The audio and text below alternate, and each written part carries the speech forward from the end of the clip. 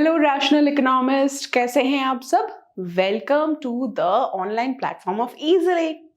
तो मैं हूं आपकी इकोनॉमिक्स की मेंटर मिस कोमल और आज हम पढ़ रहे हैं statistics for economics, collection of data. हम चैप्टर नंबर 2 कर रहे हैं जिसकी आज लास्ट क्लास है।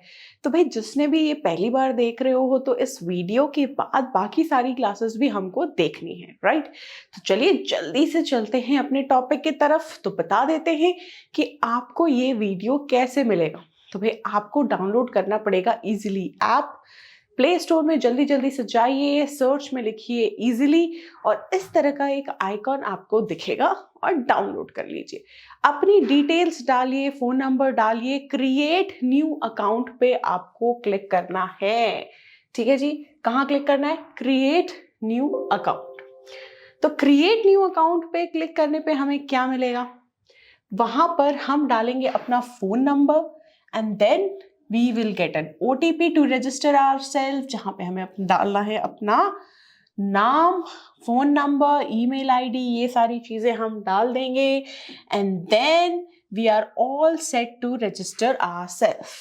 यहाँ पे लोकेशन आपको ऑन रखनी है, डोंट फॉरगेट लोकेशन जी आपको ऑन रखनी है, वरना रजिस्ट्रेशन जो है वो कंप्लीट नहीं हो पाएगा, राइट। तो ये सारी बातें हो गई हैं अपनी। चलते हैं आगे। यहाँ पे आपको लोकेशन ऑन रखनी है and then you will be driven to this content page, जहाँ पे आप हमारे साथ कॉम्पिटिटिव एग्जाम की तैयारी, क्लास 11, 12 और CUET की तैयारी कर सकते हैं। तो ये है हमारा उदय क्लास 11 का बैच, राइट। तो उदय बैच में आपको अपने आप को एनरोल करना है एंड यस, अभी बिल्कुल आप फ्री ऑफ कॉस्ट ये कर सकते हैं। जो भी कॉस्ट दिखा रहा है इतना हैवी नहीं देना, फ्री इजीली आपको कूपन कोड यूज करना है and then you can study accounts, BST, eco and mathematics with us. ठीक है जी, चले आगे।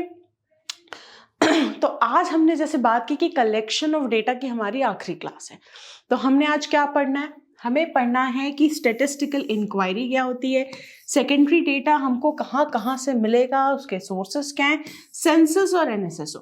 तो भाई इनके शॉर्ट नोट 4 मार्क्स के आते ही आते हैं, तो हम तो मिस नहीं कर सकते हैं।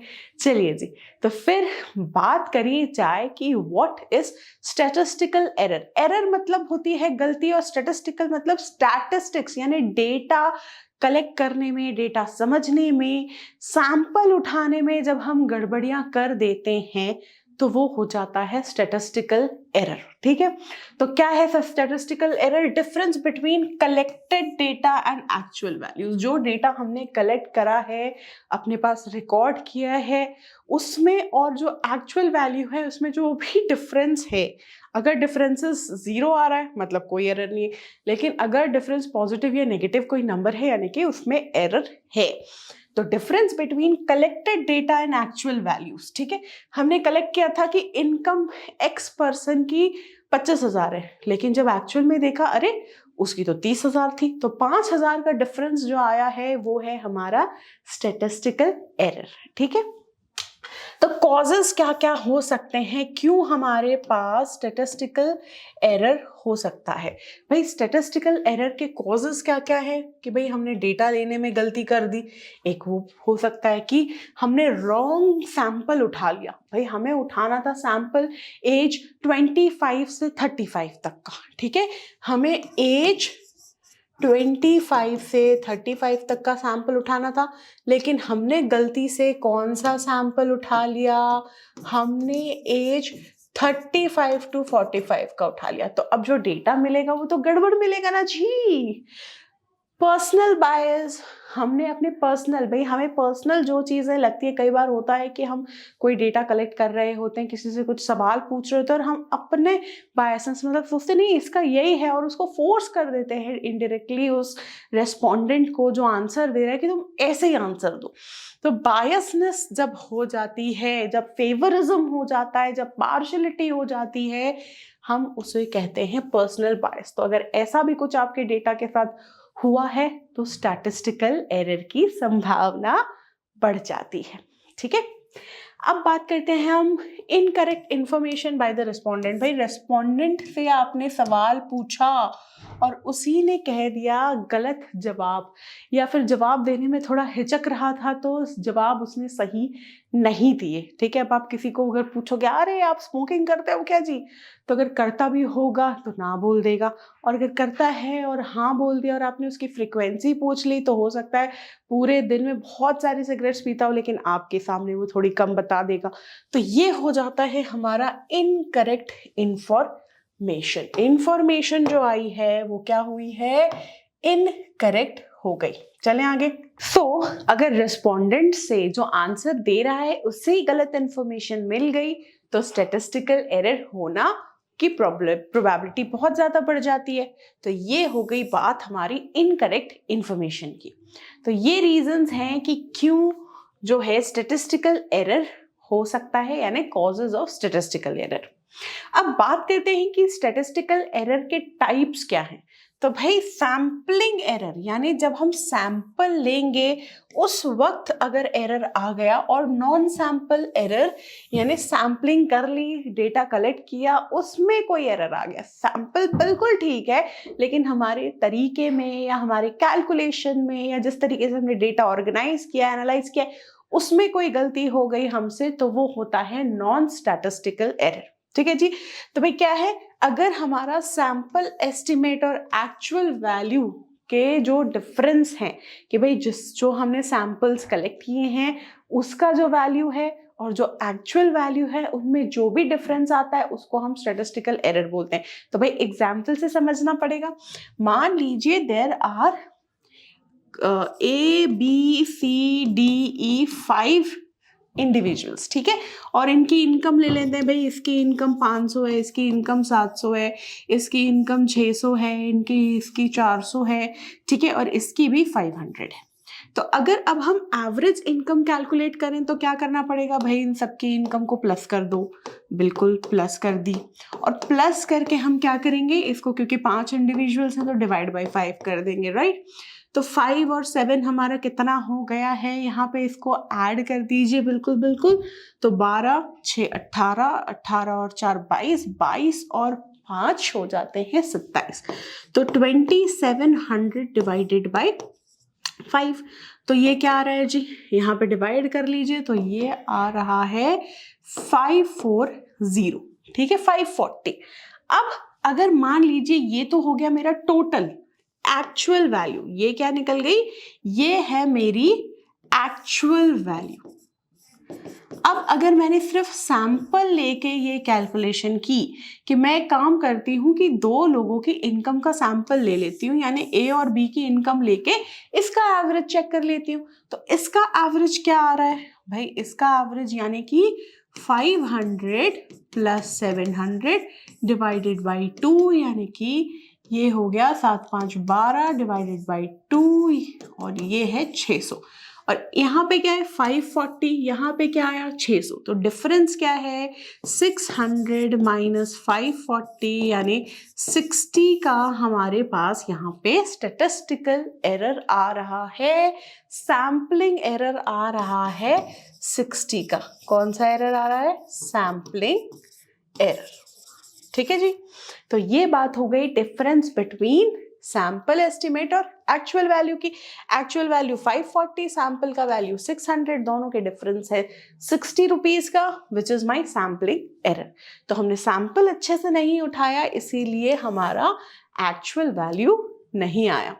वहीं अगर नॉन सैम्पलिंग एरर की बात करें तो नॉन सैम्पलिंग एरर में क्या है, डेटा अक्वायर करने में, उसे रिकॉर्ड करने में, उसकी टेबल बनाने में अगर हमने कोई मिस्टेक कर दी है, उसको ऑर्गेनाइज अरेंज करने में, उसकी एनालिसिस में अगर हमने कोई गड़बड़ कर दी है तो वो होता है नॉन सैम्पलिंग एरर। ठीक है।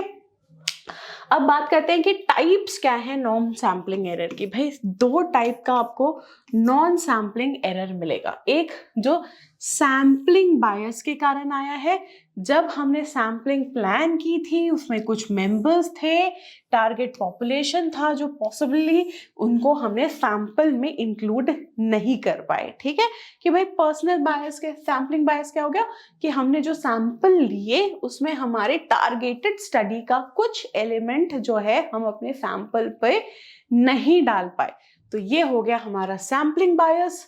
कब अकर होगा? When sampling plan is such that the sample member ही छूट गया भाई, some member of the targeted population could not possibly be included in the sample। Sample में हम उन्हें इंक्लूड नहीं कर पाए। नॉन रिस्पॉन्स एरर, भाई सामने वाले से सवाल पूछे, क्वेश्चनर भेजा लेकिन उसने आंसर ही नहीं किया। Non response error, interviewer is unable to contact the person listed in the sample.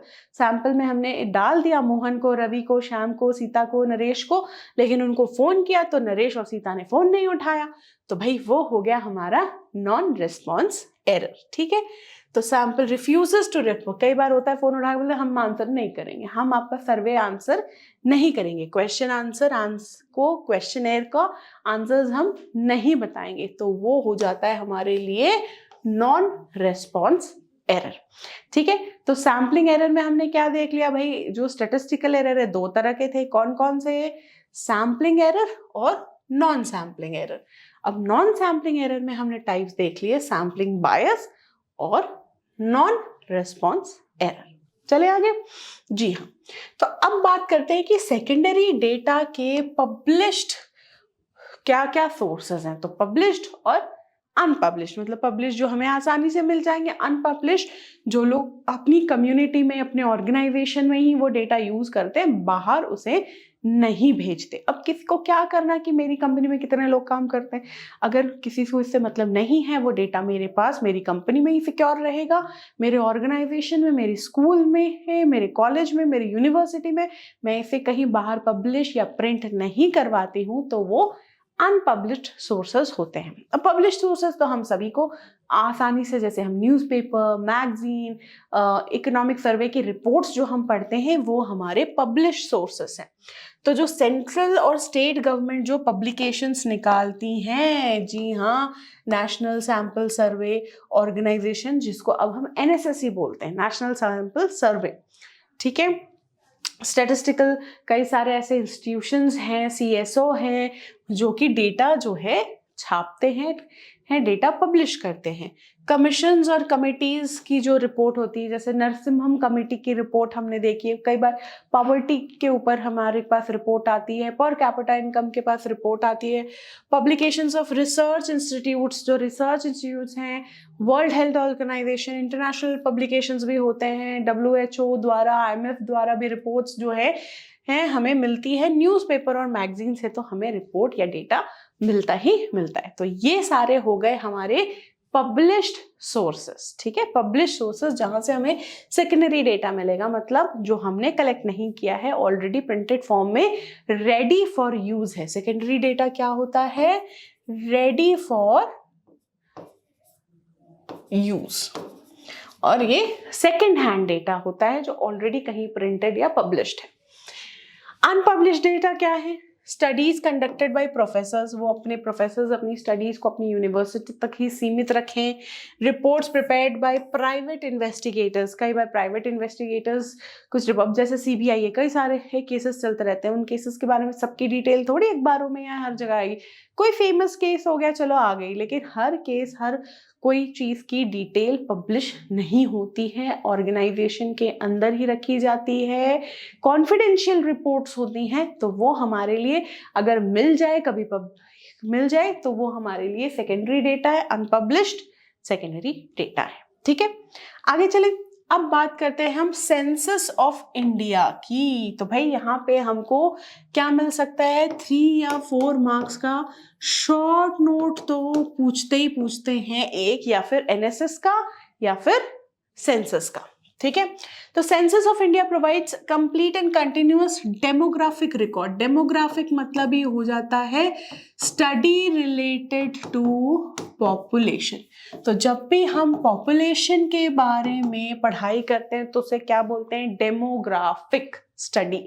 ठीक है, तो सेंसस का काम है, सेंसस ऑफ इंडिया का काम है हमें डेमोग्राफिक स्टडी प्रोवाइड कराना हमारे पॉपुलेशन के बारे में।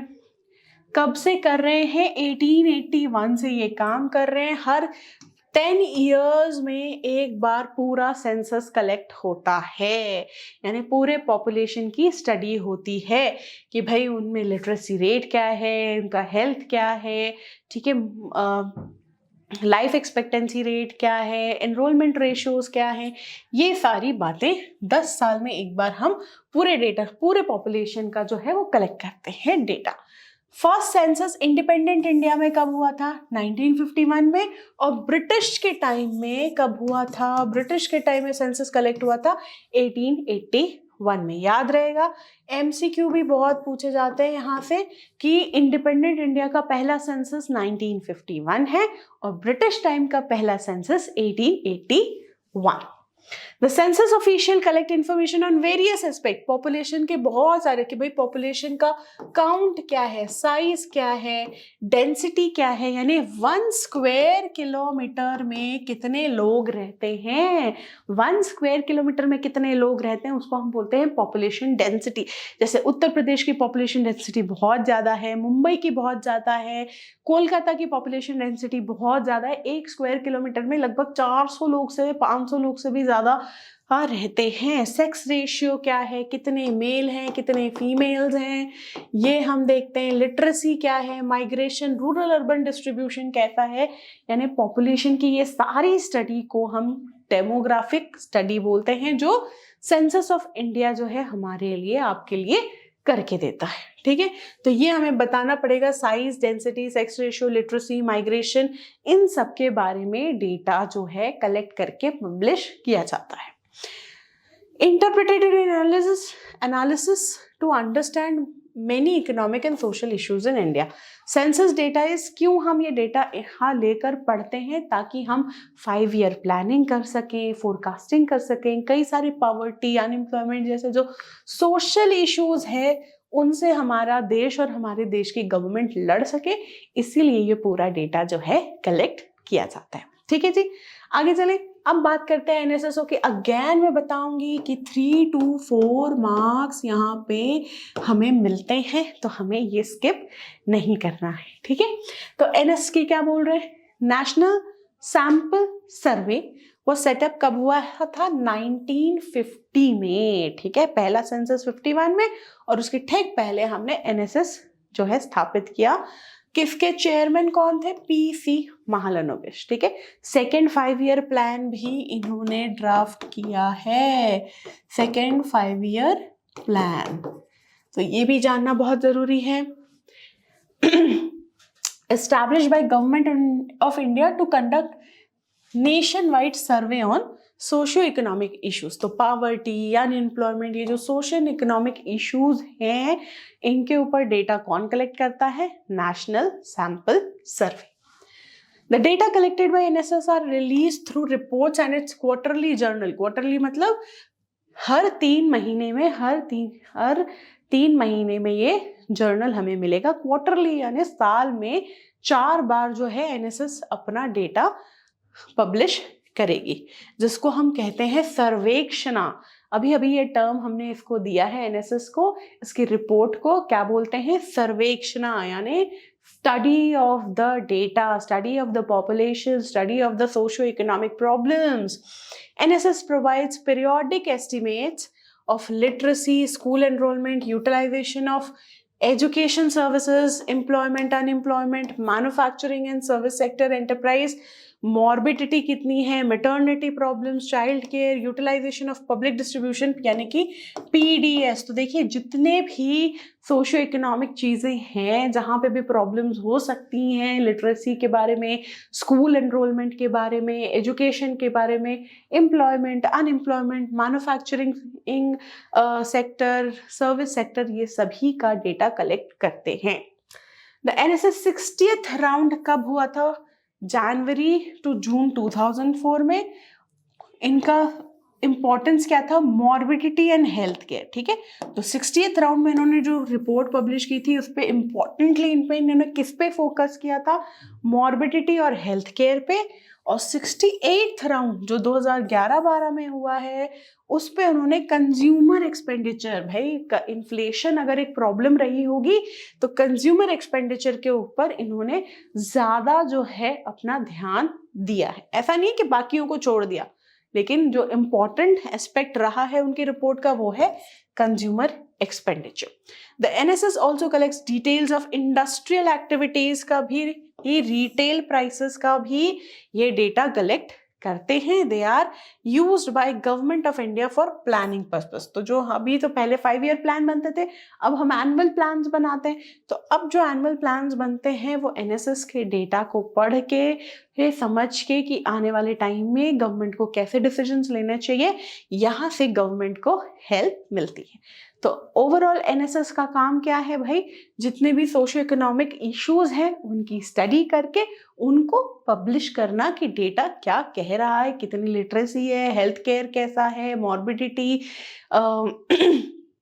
एम्प्लॉयमेंट, अनएम्प्लॉयमेंट, पॉवर्टी, ये सब के बारे में डेटा जो है आपको नेशनल सैंपल सर्वे ऑर्गेनाइजेशन, नहीं बोलना, एनएसएस जो है वो डेटा हमें देता है।